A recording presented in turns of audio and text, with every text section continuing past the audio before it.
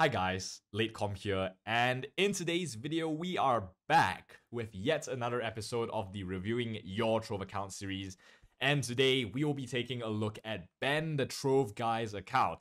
Now, what's so special about Ben's account is that he has not been playing for a few years now. According to him, he has quit since the Geode update was released, and we all know that that's a really long time ago, because when I started in 2019, Geode was already out. So it's definitely way longer than like 4 years now since he's played. And since then, he's been playing for a month after he came back. So right now, he's currently sitting at 454 total mastery, with 397 being Trove and 57 Geode mastery. Props to you for having made it this far in this past month. But with that being said, there will be a lot for you to work on, and that is the purpose of this video, to highlight what you have to work on and what are the best methods for you to utilize in order to make your progression as quick as possible. This is, I would say, your typical Trove early mid gamer account. You are starting to work your way towards getting max Geode mastery. And once you get your Geode mastery max, you should be like 520 total mastery or something like that. And from there on, you will be able to progress with other methods that I'll be talking about later on. So first off, I would like to check what dragons you have. So right off the bat, we have got 1 out of 3 primordial dragons, which is going to be a really alarming thing, because at this point, you should have all of your primordial dragons, or at least 2 of them. But having 1 is kind of really dubious. Primordial dragons should be the ones that you are focusing the most on, because they give you a lot of stats, they give you a lot of power rank. As you can see, this one gives you 735 if you get it, and this one gives you 699 power rank. So that's around 1400 to 1500 PR being locked behind missing these 2 dragons. And not to mention, for the legendary ones, you have got Fortress, Alban, as well as the Tysorian ones. So you basically got the ones that are the easiest to get without needing like a lot of dragon coins and whatnot. But I would recommend you to start farming your dragon coins in order to get all the other easier dragons that you don't really have. Now, you have 56 dragon coins. I'm not really sure what you've been using them on, but I would recommend you to start farming your hourly challenges as much as possible. If you log on, you see an hourly challenge, you just say, screw it, I'm going to drop everything that I'm doing and I'm going to do that hourly challenge to get as many dragon coins as I can, because you are clearly missing a lot of dragons, my guy, and you will have to work really hard in order to get all of these ones that you are still missing. Dragons aside, I really want to check out your Geode Modules. So let's take a look at what you have in your Geode tab. So we have got level 4, level 2, level 4, level 4, level 1, 3, 2, 2, 5. Now, I feel that this is not the optimal way of upgrading your Geode Modules. I can see that you have spread out your meta matter and materials throughout all of your stuff, except for like Barrier Generator or Climbing Claw. But the best way for you to work on this is to focus on Vacuumatic first. Do Shadow Shard farms, which is going to be very important for working as efficiently as possible with Geode Mastery, because Shadow Shard farms, in the previous video we've talked about this, will give you a ton of crystals and a ton of Shadow Shards you sell for Flux, and then you buy Geode materials and blah. So what you should prioritize after the Vacuumatic could be the Omni Tool, your Gas, your Encharge, which I can see that you are prioritizing quite well, as well as your Rocket Boots. So this is something that you are getting right. However, you should be doing this once you've got your Vacuumatic done at level 10. With that being said, let's just take a look at your other benches. I guess we will first look at the Crystology workbench to see what you have or what you do not have. So I can see that you have the easiest mount crafted, which is good, but you don't have the Moonlit Moss Glossary tome crafted. You have the other tomes crafted, which is good, but this tome is going to be a relatively cheap tome to craft, so I'm just gonna go on ahead and craft this for you if you don't mind. That's gonna bring you up to 58 Geode Mastery. There we go. See, this is just so easy at this point to find some ways to increase your mastery. You don't have any of these crafted, which is okay. You don't need to work on them now. Apparently you are starting to craft these costumes, which is good. You're starting to work on all the Geode items inside the bench, but I would probably recommend you to start crafting your modules up first and get the metamatter tome. Over the months, you will be able to make way more than you have spent. Like 10 metamatter for like a lifetime supply of 4 metamatter weekly. You're going to basically make a profit in 3 weeks time. So try your best to craft this tome as soon as possible. I tell everyone this, and it's the same for you as well. Get that tome before you get anything else, right? Once you've done like your metamatter tome, you can use shadow shard farms and just farm a ton of crystal and then sell the shadow shards to get flux to buy all of the materials like builderite, wallflowers, and whatnot to finish this crystallogist tier, because this tier is going to be really heavy in terms of crystal requirements. Like you're going to need 10,000 crystals for this one and 7,000 for all of the rest of these. So it's going to be really pricey in terms of crystal. So that's going to be something that you have to work on later on while you're shadow shard farming.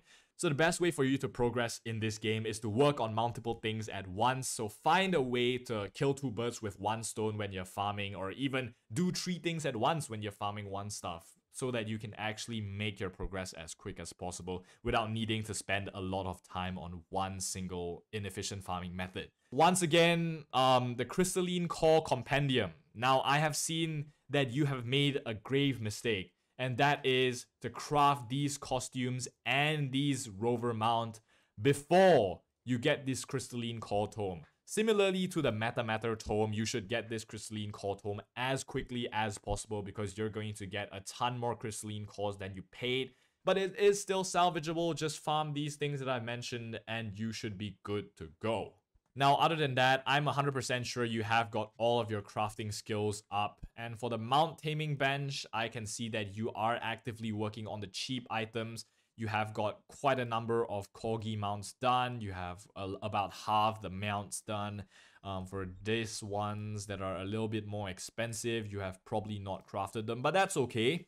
I would recommend you to start working on the mount taming bench at around 550 total mastery.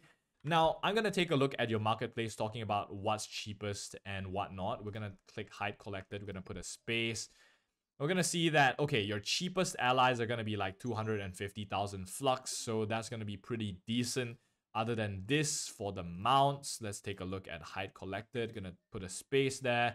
They're going to be 4 million flux. So you have done well in terms of buying out the marketplace for your allies and your mounts. Let's take a look at the wings though. Do you not have anything that you...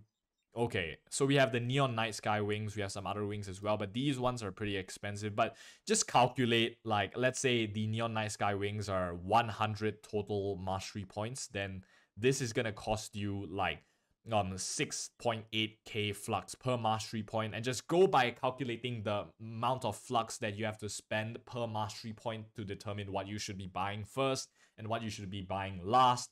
And also in that equation, try to like put a value on like, will this item bring me a lot more benefit? Like when it came to this tomes right here, where we have the Crystalline Core and the metamatter tome, of course, you know, they might give you 100 Trove and 100 Geode Mastery or whatever, but of course you're gonna get like a 50 crystalline cores and 4 metamatter over time every single week, so that's gonna bring you a lot more benefits. So you should be prioritizing things that will give you a lot of more benefits in the long run. Now, other than all that, I think I would like to check out your companions as well, because these will give you Geode Mastery. Now we're going to go to hide collected. As we can see right here, we have got the Kubrick, the heck bugs, and all of these. And I can see that you are still missing the heck bugs, which is no problem because Valentine's is going to be coming up next month, which is probably in a week or two. And hopefully they will bring these heck bugs back, because last year you were supposed to open up eggs and stuff like that to get these heck bugs. So don't miss out on this opportunity to get these easy companions as quick as possible once the event is here once again.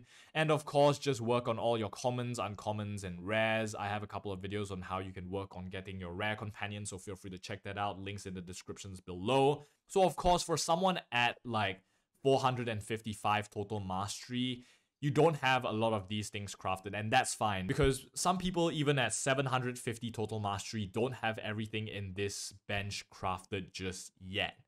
So you don't have to worry too much on your Chaos Crafter at this point, but you should start working on it when you have the amount of Chaos Cores necessary. So spend your Chaos Cores getting first all the classes. I'm pretty sure you have all the classes, right? No, you don't have all the classes, which is sad. Try to get all the classes as well, but don't make it your priority right now. I can see you don't have the Vanguardian, you don't have the Bard, you don't have the Solarian. Actually, one big tip, do not craft these classes. Make sure you buy them with credits by getting credit pouches in the marketplace with Flux and spending them in the shop. So I can see that a lot of your classes are level 29, level 20, level 21, level 20, level 21, 20, blah, blah, blah. So this is a lot of missed opportunity for you to get a ton of mastery rank. For a little bit of context, at level 30, if I remember correctly, you get like 230 points just from getting your class from level 29 to 30. And you get another 35 points for the costume, I believe, at level 30. And you do get quite a number of mastery points from any other level upgrades. Like from level 21 to level 22, you get, I think, 15 mastery points if I'm not mistaken. I can't really remember anymore because it's been a long time since I last upgraded classes. But this is something that you can still work on. And once you've gotten all your classes to level 30, just get all of your classes to like 5,000 PR or something and just do your weeklies as much as possible. Like, as we can see right here, you have got 0 effort on all of these classes, which you will need to work on these as much as possible to make sure you get all of your Bound Brilliance and all of your Empowered Gem boxes as much as possible, because you're gonna cry later on when you are out of Bound Brilliance. You're gonna be like, why did I not farm my Bound Brilliance early? Because you're gonna need a ton to max out your class and your class's gems. Okay, next up, of course, we have got the Club Merchant Prince. So as we can see right here, there are a lot of things that you can spend your adventurine on to buy, like the Restless Remnants or Atom Spear. So let's first take a look whether you actually have these items. I'm going to start off with the mounts. For the adventure mounts, you do not have any of these. So for the Cruising Coconut, it's like 6,000 adventurine. These bikes, Pastry Puss and the Peppermint Panda, all of these are like 6,000 adventurine each and give you 50 mastery points. So it's something that you really should be working on. Now for the Overclocked Resistor Workbench, this is still a little too advanced for you, I must say. And I can see that you have worked nothing on this, which is not a problem because I only did this myself at around 650 total mastery. So once you've reached around 600 to 650 total mastery, around that range, you can start working on like the allies and the mounts. But start off by working on, of course, the dragons, and then you can start working on the mounts, because some of these are really expensive to craft, especially like things that cost a lot of charge circuits and memory matrix, blah blah blah. And these ones that cost like some sentient shard as well. Just make sure you farm as many sentient shards as you can, just so that you can prepare yourself to craft all of the items inside this bench.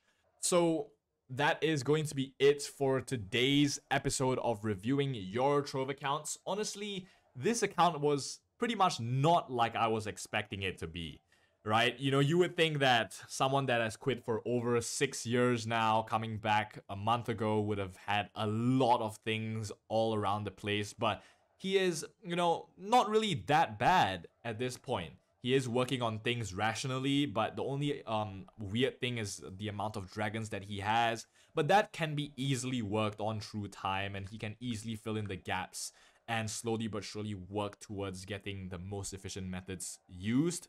One more thing before we end this video, of course, we have to check some of the infamous badges right here. Let's take a look. He has spent $212 on Trove, or euros. I don't know how much exactly converted, but whatever. 212 out of 1,000 loyalty. I mean, that's average, I would say, for someone at around this mastery level, but if you're watching our content on this channel, I like to stay free to play on Trove. So one thing that I'm gonna advise you on is to not spend any money on this game, because everything can be obtained free to play. Well, not some of the pay to win packs, but almost everything can be obtained as a free-to-play player. I myself am an endgame player with around 880 total mastery rank right now, and I am free to play. So you don't have to spend any money on the game to get stuff. And I'm kind of surprised that you've spent $212 or whatever currency and still not have the Solarian stuff or the Sweet 16 pack. Maybe it might not have been available in the past, but I'm honestly not sure when do you spend your money, so I can't really comment too much about that. But Ben, once you've watched this video, feel free to comment down below for a little bit more context on how you spent this $212, because we would like to know. So with that being said, that is going to be it for today's video. Thank you guys so much for tuning in all the way until the end. This was a really fun video to make today, and hopefully the next few accounts that we will be reviewing will be as fun as this one. If you're interested in getting your account reviewed, feel free to click on the link in the description below, fill up the form, and pray that you'll be chosen for the next reviewing your Trove account video. So I'll see you guys sometime soon, and as usual, peace out.